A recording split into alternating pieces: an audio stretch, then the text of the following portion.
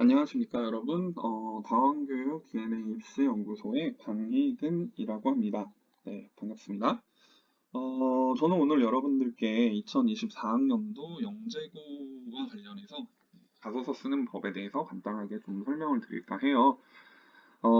지금 보고 계시는 파일은 그 문자에 같이 링크가 나갈 거고요. 그 링크 주소에서 다운받으실 수 있으니까 다운받으셔서 살펴보시면 될 것 같습니다. 먼저 보실 거는 이제 주요 영재고들의 자소서 문항을 먼저 한번 살펴봐야겠죠. 학교별로 문항을 쭉 정리를 해놨는데요. 먼저 서울과고를 보시면은 총 3문항으로 구성이 되어 있고, 일반 문항 같은 경우에는 지원 동기를 진로와 연관지어서 이제 적어달라. 그래서 띄어쓰기가 전체 500자 포함해서 일반 문항을 작성을 하면 되고요. 그리고 2번 문항 같은 경우엔 수학 플러스 과학 분야입니다. 그러니까 수학 혹은 과학 분야에서 본인이 지닌 특기 그리고 잠재력을 적어달라. 네, 요거는 역시 띄어쓰기 포함 800자로 구성이 되어 있고요. 그리고 서울과고 쓰는 친구들 같은 경우에는 3번 문항을 은근히들 어려워하는데 이제 1, 2번 문항 이외에 본인의 경험 중에서 특별하다고 생각하는 것을 적어라. 이렇게 해서 이제 띄어쓰기 포함 여기 500자인데요.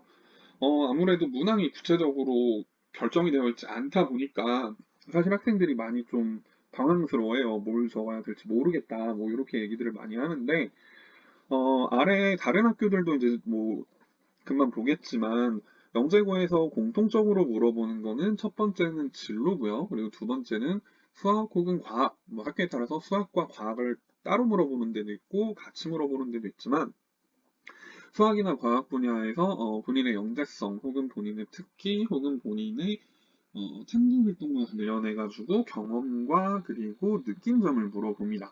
요게 사실은 가장 메인이에요. 그리고 예술 쪽과 관련해서 뭐 인천이나 세종과 같은 경우에는 이제 예술적인 분야에 대해서 좀 물어보기도 하죠. 그래서 사실 뭐 서울과고를 쓰시는 분들 같은 경우에 본인이 탐구 활동이 많다. 그러니까 수학과 2번에서 쓰고 나서도 나는 탐구 활동이 많다라고 하면은 3번을 이제 뭐 탐구 쪽으로 밀어붙이셔도 되고요. 그게 아니면은 인성이나 아니면은 뭐 예술 쪽 혹은 뭐 융합 관련해가지고 얘기를 해보는 것도 나쁠 것 같지는 않아요. 사실 계속 말씀드릴게요. 일단 먼저 문항부터 보고요. 그래서 이 경기과고도 보시면은 지금 수학이나 과학 분야에서 창의성에 대해 키워드를 제시하고 구체적인 사례를 쓰라라고 되어 있는데 이것도 뭐 서울과거 2번하고 공통된 문항이라고 보시면 될 것 같고요. 그리고 열정에 관해서 써라. 그러니까 내가 얼마나 이 분야를 많이 하고 싶은지 사실 지원 동기랑 동일한 물음이라고 보시면 될 것 같아요.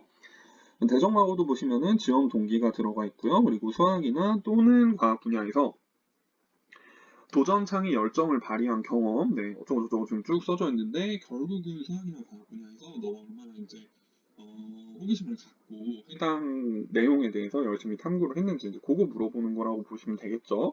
그리고 자기주도 능력, 뭐, 굳이 수학과학이 아니라 하더라도 너가 주어진 환경에서 얼마나 열심히 공부를 스스로 해낼 수 있는 사람이냐라는 걸 증명을 해봐라. 경기과거의 열정과 같은 키워드라고 보시면 될 것 같아요.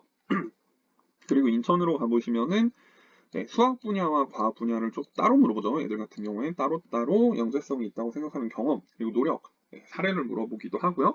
아까 말씀드린 대로 이제 얘들은 예술이 붙다 보니까 예술 분야에서 이제 책을 물어보기도 합니다. 그리고 세종으로 가보시면은 수학과학 분야에서 도전한 경험, 그 다음에 중학교 생활에서 의미 있었던 활동, 마찬가지죠. 인문 예술 이런 식으로 이제 물어봅니다. 그리고 나머지 것들은 이제 택일인데 지원 동기나 뭐 학습 계획이라든가 인성과 관련된 부분을 물어본다든가 아니면은 뭐 본인의 어떤 노력, 역경 극복 사례, 그 다음에 독서 이런 것들을 물어보죠.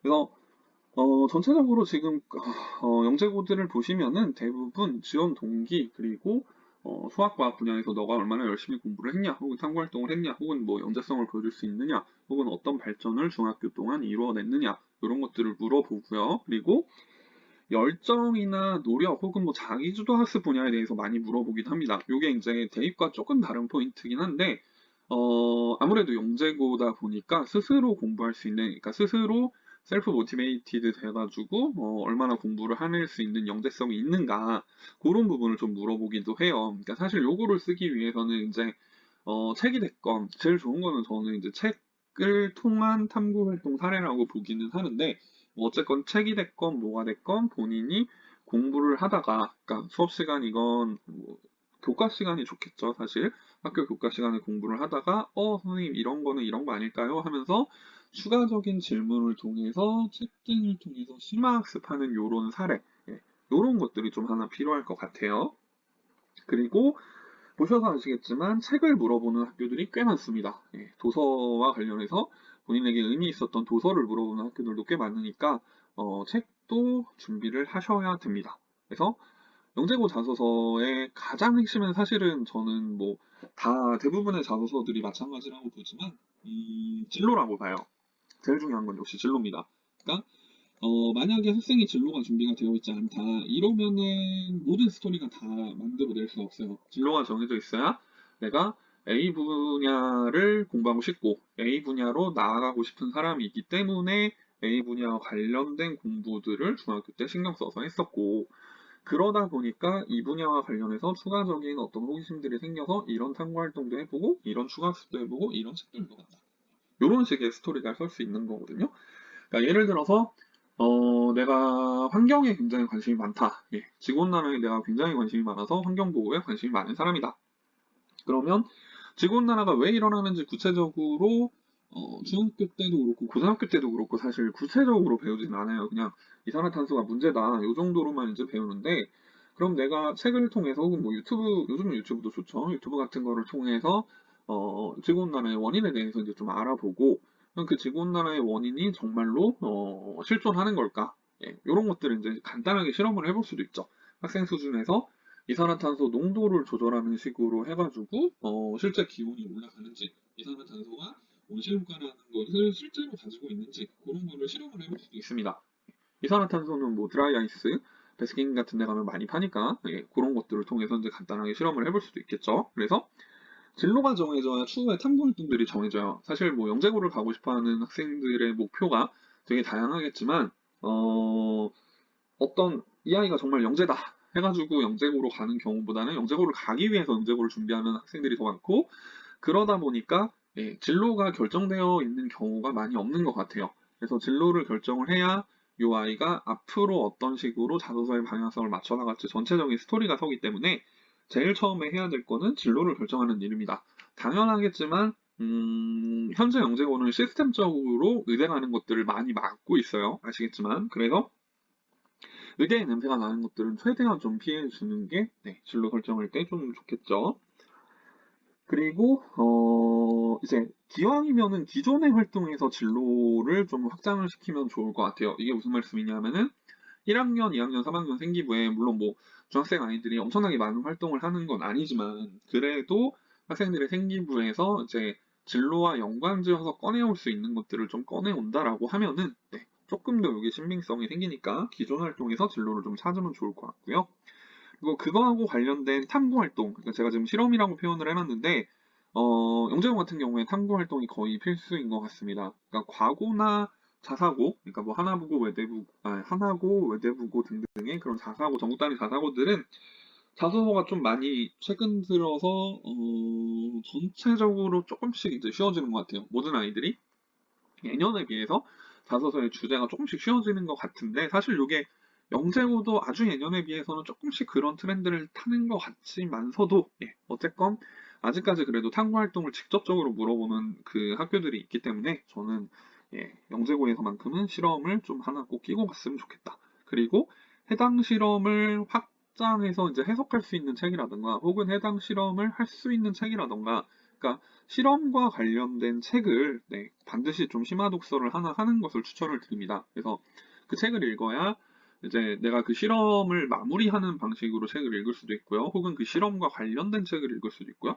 그 실험의 내용과 반대되는 내용의 책을 읽을 수도 있어요. 사실은 어쨌건 이게 그럼 본인에게 있어서 어떤 의미 있는 독서로 넣을 수도 있지만 실험을 하고 땡친 게 아니라 다른 시각에서 혹은 뭐 다른 입장에서 내 실험 결과를 분석하면서 유의미한 어떤 탐구 활동을 해봤다라는 식으로 마무리하기가 좋기 때문에 기왕이면은 독서까지도 좀 연계해서 책을 읽어줬으면 하는 바람입니다. 그래서 밑에 부분은 이제 제가 수학이나 과학 분야에서 좀 탐구를 위한 독서들을 몇 권 실어놨는데요. 뭐 수학 같은 경우에 지금 위에서 보셔서 아시겠지만 수학 분야랑 과학 분야를 따로 떨어뜨리는 학교들도 있고요. 수학 과학을 묶는 학교들도 있어요.